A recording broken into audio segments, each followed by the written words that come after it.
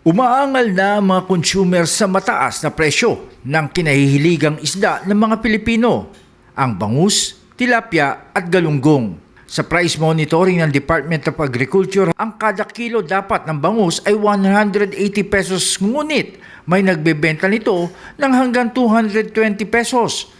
Ang kada kilo naman ng tilapia ay 110 pesos sa price monitoring pa rin ng DA, ngunit ipinagbibili ito ng 120 pesos hanggang 140 pesos. At ang galunggong na tinatawag na poor man's fish o isda ng mga mahihirap ay 220 pesos hanggang 240 pesos ang bentahan kada kilo ngayon, at sa pagbabantay ng DA ay 200 pesos lamang dapat ito. Mas mahal pa rin kumpara sa bangus at tilapia. Si Senator Cynthia Villar agad itinuro kung sino ang may pakana sa mahal na presyo ng mga isda sa ngayon. Minsan, gawa ng trader, di ba? Kinokontrol nila supply, tapos tinataasan nila price, di ba?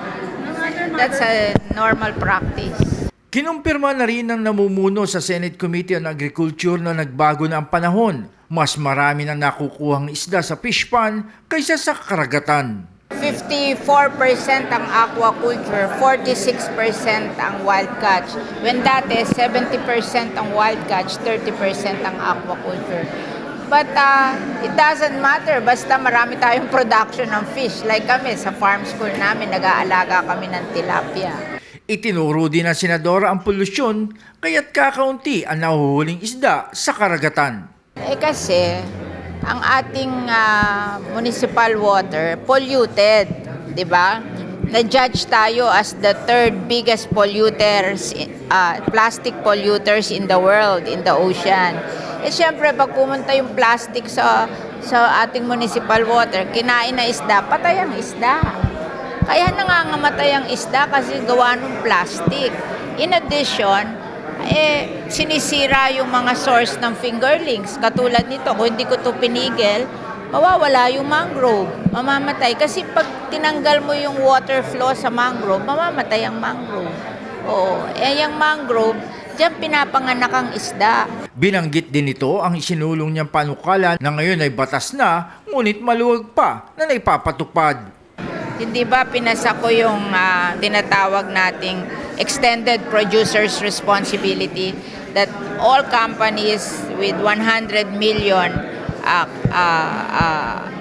na capital will have to recycle their plastic waste. Ano yun, by law, napasa ko na yun. They call it the extended producer's responsibility. At yun namang hindi mas maliit sa 100 million, pinakikiusapan namin sila on their own. Sa ulat ng United Nations Environment Program, sa ngayon, halos 200 milyong tonelada ng plastic ang matatagpuan sa mga dagat at karagatan sa buong mundo. Ang mga lokal na pamahalaan ay may mga panawagan sa mga manufacturers na gumagamit ng plastic para sa kanilang mga produkto. At ito ay matagal na rin na ipinapakiusap ng Department of Environment and Natural Resources. We agree, mahalaga sa amin, no, na makontrol natin ito.